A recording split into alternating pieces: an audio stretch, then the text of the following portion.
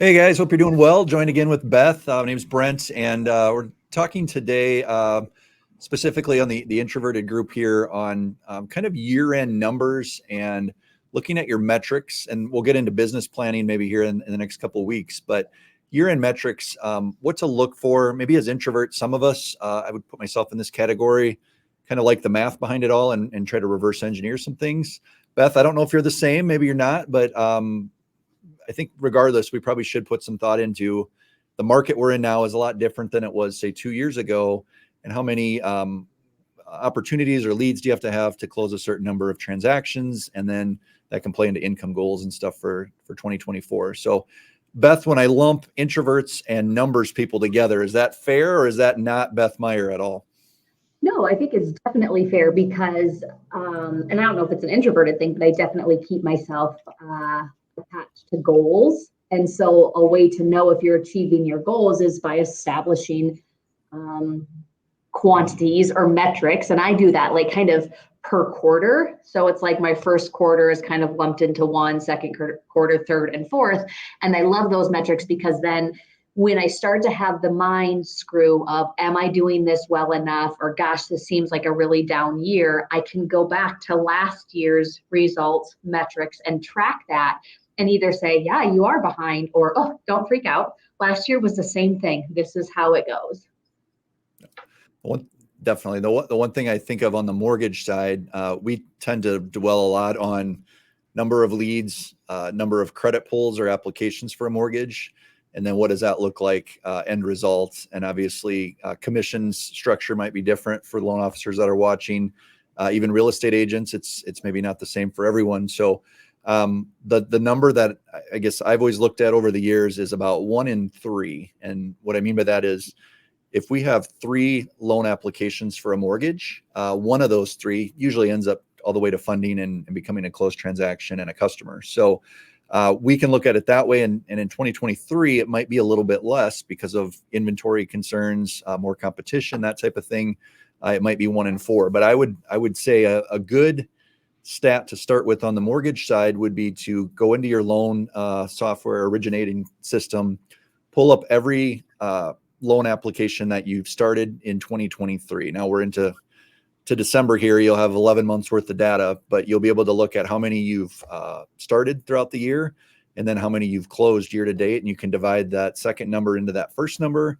And you can see if you are at kind of that 1 in 3 or 33%, or maybe it's 1 in 4 or 1 in 5. But that'll give you some good data to start business planning, which I said we'll get to here in a few weeks. But Beth, how do you measure it on your side? Because once you get a client and I don't know if you measure like how many signed agency agreements and that type of thing. But then obviously they have to find a home. If you're listing their home, it has to sell. I've always wondered, like, what does an agent track on that side of things? Well, this is so individually based, and I'll be honest that sometimes the way I track, like, well, how many phone calls do I need to make before I get a lead?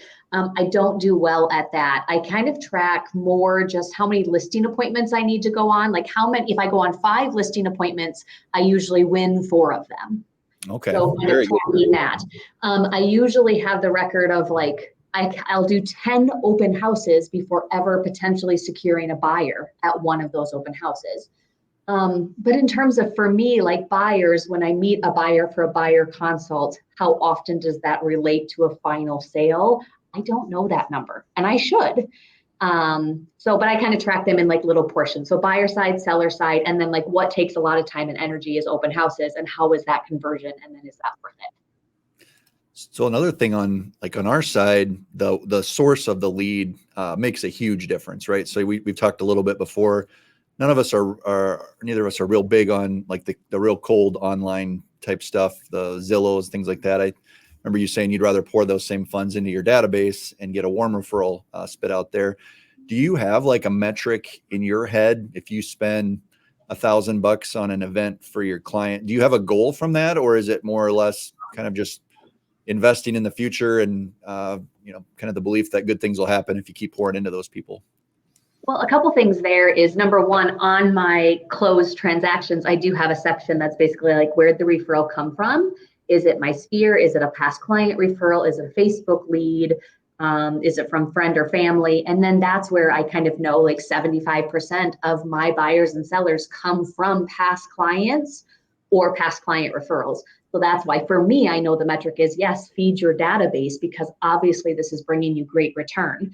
And then really, I don't necessarily know down to the dollar of like, if you spend this much, this is what you'll get back. I look at it more of, okay, this event cost me $3,000 to put on. I need to get one closed transaction from that, and I consider it a win.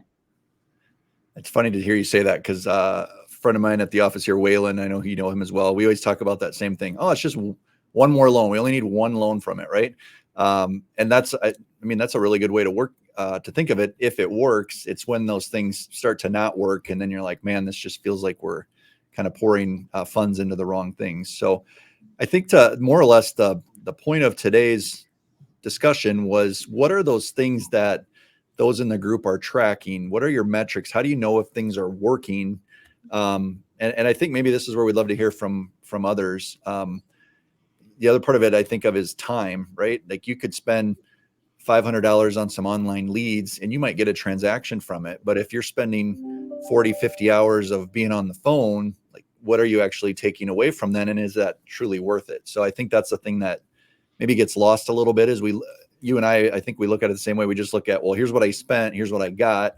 But you made a point before where those warm referrals are so much less time intensive and the transaction's a lot more enjoyable. So almost have to weight that as well. So I guess any thoughts on that, Beth, or should we just pose that to the audience here on how they do that? Because I think we're looking for advice on that as well. Like, what do you track? And you don't want to track a million things. So what do you track that works? Yeah. I don't know, any thoughts on that?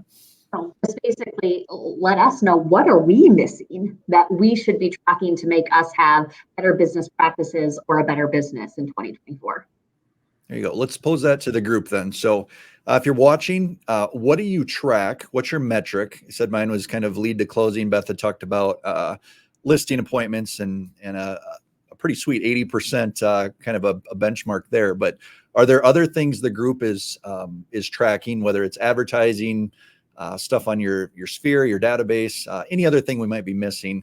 Let us know in the comments what those are. We'd love to maybe give some feedback on the next one, and we'll just go from there. So again, metrics, what you're tracking, and then we'll get into some business planning, hopefully in the next couple of weeks. So have a great week, everybody, and we'll see you again soon.